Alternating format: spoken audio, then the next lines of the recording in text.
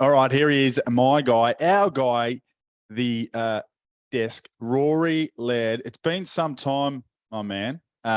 Yoshi. Fantasy football, real football too, but fantasy football is almost here. How are you feeling about it all? I feel good, Josh. It's a good time of year, mate. It's where you get all your drafts done. Did one the other night.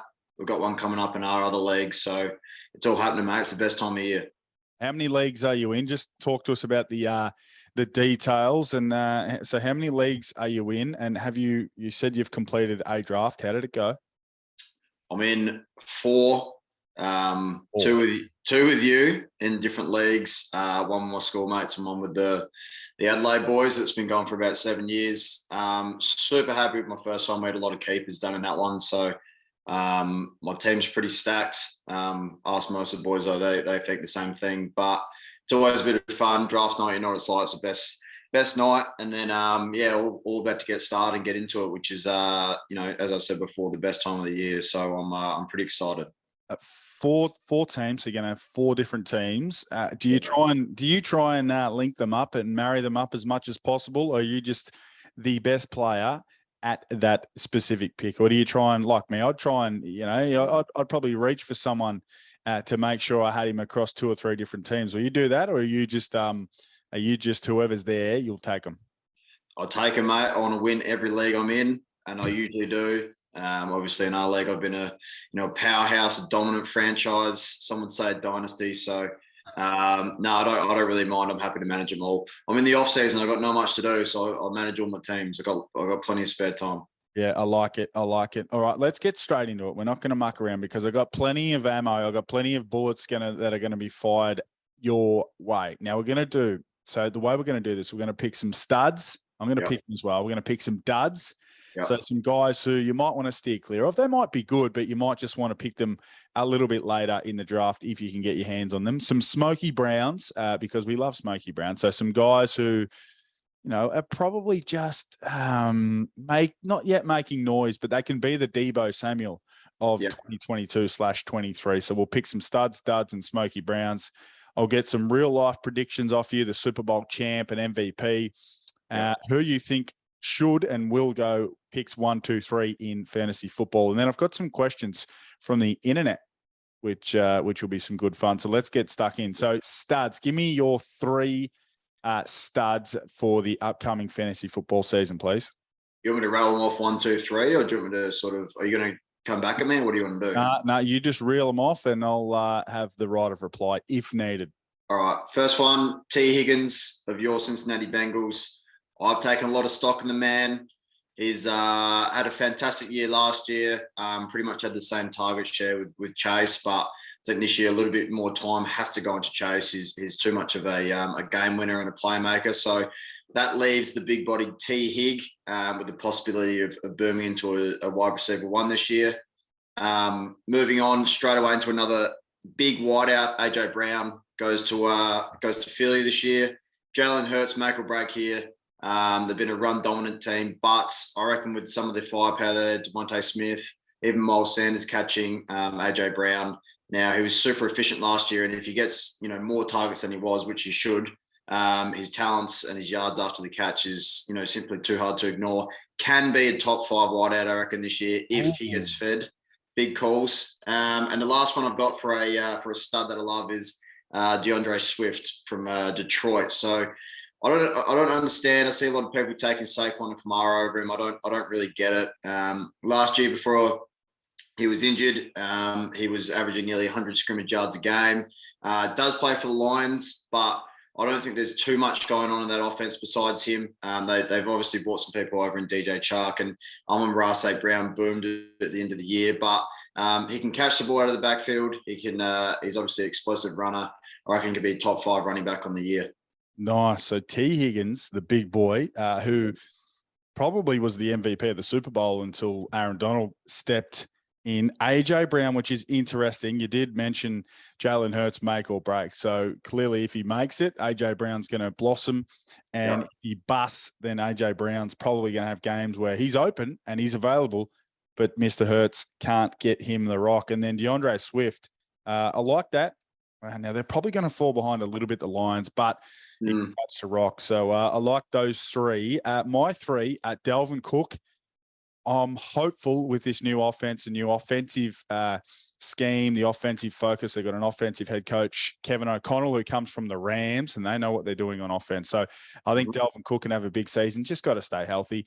I'm real big on Allen Robinson. Of course, no Odell Beckham Jr. He's a big third down target, red zone target. We know a lot of the attention is going to be on Cooper Kupp. Allen Robinson is a very, very good wideout. Had 1,400 yards and 14 scores some years ago with the Jags when they were terrible. Yeah. So we know he can get it done. And the one who's making a lot of noise, and I know you'd be all over this guy, Brandon Ayuk. It just feels like an offense. Now, Trey Lance, I probably would have stuck with Jimmy G. Now he's the highest paid back in the game. So Ayuk, Robinson, and Dalvin Cook are my three studs. Like or hate? Like Dalvin Cook. Love Dalvin Cook. I had him last year. I reckon that's a great pick. And I won't say too much, but Brandon Ayuk will be one of my answers coming up in the pod. So might be on the same page there, Joshy Jenk. All right. What about some duds? Now they're not terrible players, but just be wary of picking them as high as some people think. So fire away. Right. First off is your boy Debo. I don't know what you did. Not saying he's bad, as we said. He's not a dud, but I just think he can't do what he did last year. I think he's not going to play in the backfield as much. Got a question in more Ayuk, as you just said. His yards after the catch, and he's too much of a physical beast to actually sort of drop in production to a point where he's not factor. But I just can't see what he did last year. He was simply too productive in too less of a role. And I think he's a WR1, but not that top end that he did last year where he won a few leagues. So moving on from that, I go down to a running back is your boy Zeke. For what was once a consensus top 3 fantasy running back last year, between being injured and Tony Pollard becoming a bit more prominent in the offense, I think he slips even more this year. Would not be surprised if it was more of a timeshare, not 50-50, but I think Tony's too good of a runner. And Zeke just seems to be banged up. He's been carrying, the workload for 3 or 4 years. And last year it really showed he was not getting the yards per carry as he's done. Similar to Zeke, I've got David Montgomery of the Bears. The production levels last year, he was carrying, 90% of the load last year. Khalil Herbert's a good back. I like him. I think it'll be a bit more of a timeshare. I don't think he's obviously going to carry it 90% of the time. And also on top of that, I'm not sure about the whole Chicago offense as a whole. I think it's a bit all over the shop. Justin Fields, that O-line doesn't look great. So we'll see how those three go. I like it. So Deebo Samuel, which hurts me, and we'll get to him a little bit later. David Montgomery and Zeke, who I think I'll make a big call about Zeke. I think if he was on a team with a more ruthless owner, there's a chance he wouldn't even be on the Cowboys come the end of the season because he's getting paid a lot. His production's low, and whether it's his fault or not, he seems to be a bit of a distraction. So I like that. Now, my three, Christian McCaffrey, because Rory, your best ability is your availability. He hasn't been available. So to take him pick one, he's played, I think, 10 games in the past 2 years. Not enough. That is your season done right there. If you're taking a player at pick 1, 2, or 3 and they aren't playing, they're averaging 5 games a season, your season's done. So Christian McCaffrey, got to stay healthy. If he can, he's a stud. If he can't, he's a dud. It's that simple. Saquon Barkley, I think the ship has sailed. I made an outlandish trade, a really speculative trade. I traded Devontae Adams straight up for Saquon Barkley. Now, yes, you did. Just relax, listeners. I was absolutely truckloaded at receiver, so I was able to take a bit of a flyer. Now, in the end, it didn't pay off. So it's not because I dislike him because he let me down from a trade perspective. I just think he's one of those backs who we see. They fly for a year or two. They get some injuries. They get a few niggles. He's in a bad situation with the Giants. They're a horror show. Take them under 7.5 wins. I'll give you that for free. So Saquon. And the other one for me is Tyler Lockett. Now, he's been boom or bust, as you know, Mr. Laird. Yes. He's been boom or bust. Yeah. Geno Smith is a starting quarterback. I mean, please, I think you'd be you'd give them a better chance to win than Geno Smith. So McCaffrey because of his health, Barkley because I think he's in a bad situation, and I just wonder whether his best is behind him, which sounds silly at his age, and Tyler Lockett because the productivity is just not going to be there. He's going to be even more reliant on taking 175 yards to the house. Your rebuttal? My rebuttal is I agree on two of them, Lockett and Saquon. And as I'll say before that I said with Ayuk, I've got a bit more on the Seattle offense and a little bit on Saquon later. I think Christian McCaffrey, I would actually nearly take him number one. Yeah, I disagree with that. I understand, and I've had Christian the last couple of years, and he has burnt me big time. Loyal. Yeah, I am loyal. I am loyal. He's a league winner, but it isn't fantasy football. So we sort of, I'm more into win every year. So I'm happy to take him. Okay, all right. And now some Smoky Brown, some guys or some teams or some players, positions who are just creeping up on people and you think are worth a bit of a flyer. Yes, so got 3 wideouts. A lot of good wideouts this year.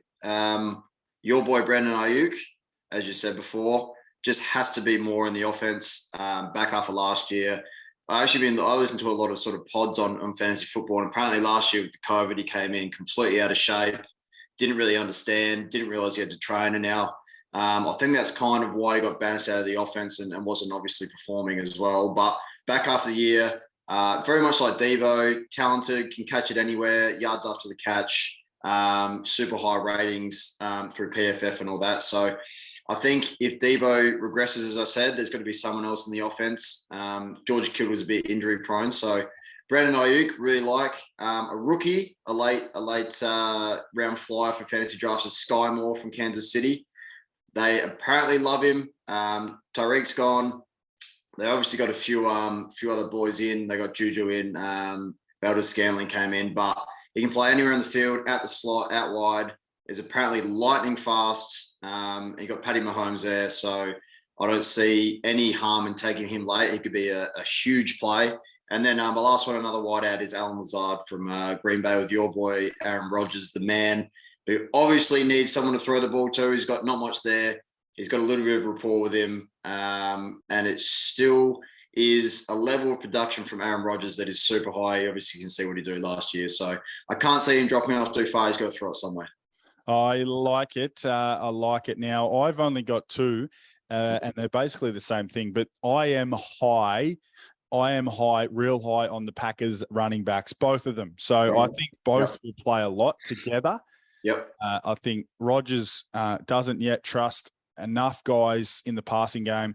As soon as there's a miscommunication, wrongly run route, a drop, he's just going to go away from them. He's going to go to the guys he trusts. So I think Aaron Jones is going to catch a heap of balls this season. Think Matt Forte of the Bears from 6 or 7 years ago. I think he might catch 80-plus balls. I don't think he'll run the ball as much because I think A.J. Dillon will be in there. We saw him take over games last year at different stages. He's powerful, he's stocky, he's got huge legs. He's kind of like an oversized Saquon Barkley with his quads and his trunk. So I think Jones can catch a lot of balls. So PPR leagues take him higher than you've probably got him slated. And A.J. Dillon's going to be the one. I think he'll be a touchdown machine because think about Mr. Laird. How many times last year they're on the 1 or they're on the 2 and you think they're just going to run this in, but Rodgers throws a little slant to Devontae Adams. It's almost like, well, we can just get it done here. Let's just get a touchdown each. They don't have that option this year. I think those opportunities are going to go to A.J. Dillon largely. So I think he can score 12-plus times this year. The yardage will be a concern because he's probably not going to be 1,000-yard back. But if he can get a touchdown in more games than not, 6 points straight away, whatever he can get from a yardage point of view is a bonus. I love Aaron Jones. Love Aaron Jones, especially PPR. He's gone in the second round. He could easily be top 3-4 running back. Doesn't miss a lot. But I do like AJ Dillon too. I think they're a nice 1-2 punch. I agree with everything you said.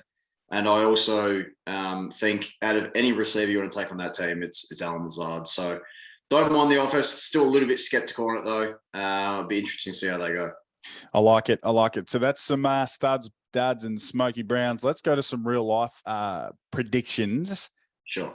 Who do you think will win the Super Bowl this year? I will make some picks soon. Have I already done it? I might have already. No, I'll make some picks soon. Just slotting this podcast together after the fact, laddie. I'll make some picks soon. But who have you got for your Super Bowl champ? Got the Bills. Got the Bills. You can't look past them this year. Literally stacked everywhere. Defense, top 3 defense, arguably top 1. The offense, Josh Allen again proved last year. They've got Gabe Davis now, Stephon Diggs, drafted James Cook. They've just got players everywhere. I just can't see, unless something goes majorly wrong, unless Josh Allen gets hurt, which is the way he plays is a bit of a scare, but I just can't go past him this year. It's a bit of a generic answer, but I'm not too sure where to look, unless you've got something you want to rebuttal with. No. I like the Bills. I think they have every chance to go all of the way and get past the Chiefs first and foremost. Now they haven't got Tyreek Hill and mightn't be as explosive. MVP? I got Justin Herbert from the Chargers. So I reckon, obviously, another sort of stacked offense. I think the way he played last year was sensational. He's just a stud. You'd never have picked it that high. The way he actually came in and it's just taken over. Arguably one of my favourite players. I love him. So bit of a smoky, bit of difference, but I think they're going to win enough games and he'll put up some big numbers. I like it. It's time to deliver Justin Herbert. Now, who do you think will go or who should go picks 1, 2, and 3 in fantasy football drafts? Pick 1, JT. Pick 2, CMC. Pick 3, Austin Eckler.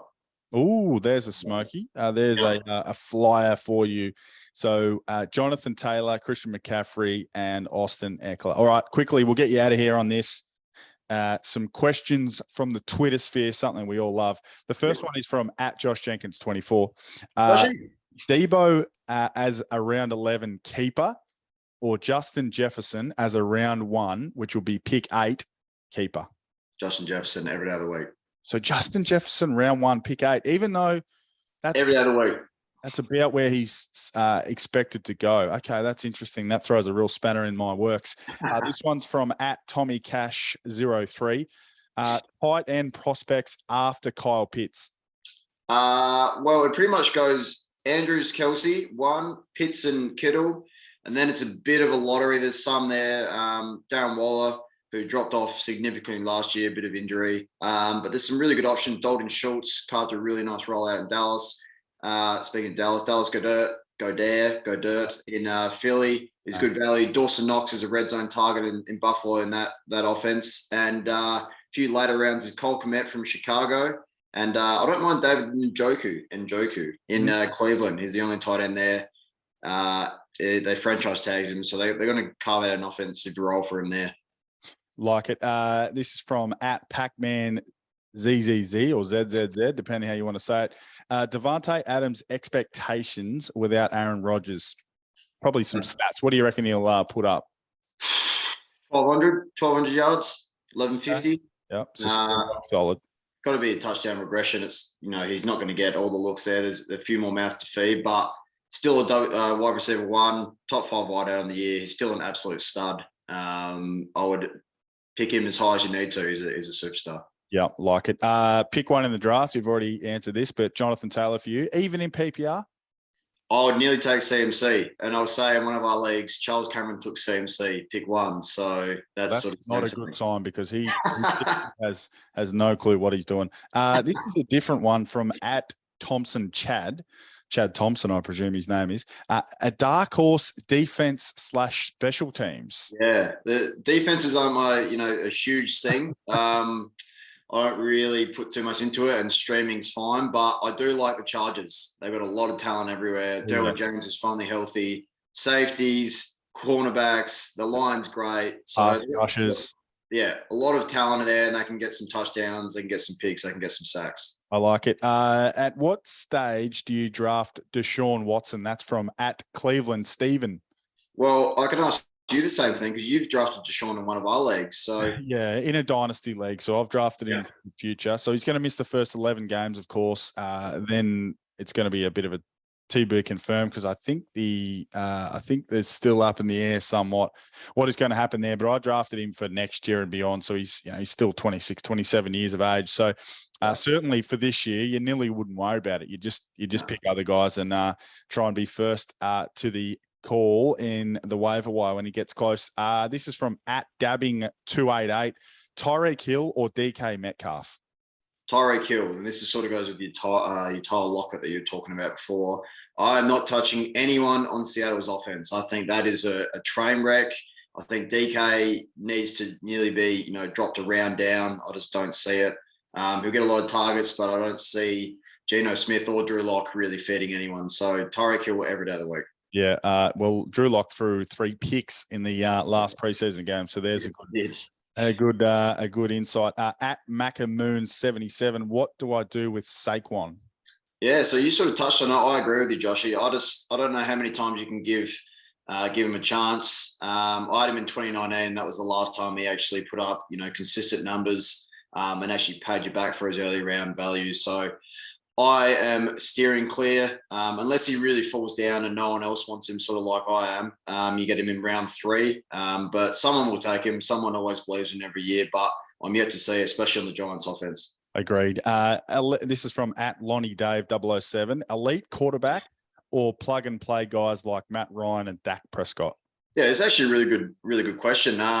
It's sort of hard to answer because I reckon it's honestly how you've gone in the early rounds of your draft. I think if there's someone there, like one of the top 4, your Lamar, your Justin Herbert, Mahomes, and Allen, if they're sitting there, around 4 or 5, and you go, right, I've got some good RBs, especially RBs, and maybe a tight end, then you nearly take them. But other than that, I think round quarterbacks 5 to about 12, I reckon they're all relatively the same. And saying that, I don't mind Trey Lance this year. I reckon he's sort of that smoky that could come in late.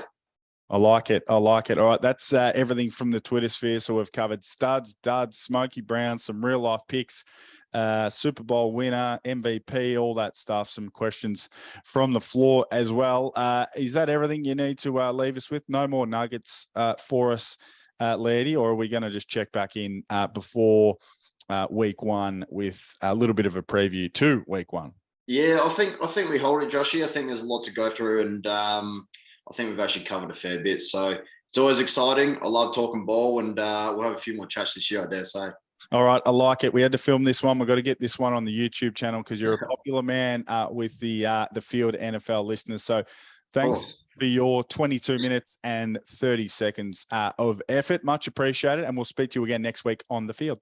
Speak to you then, Joshy.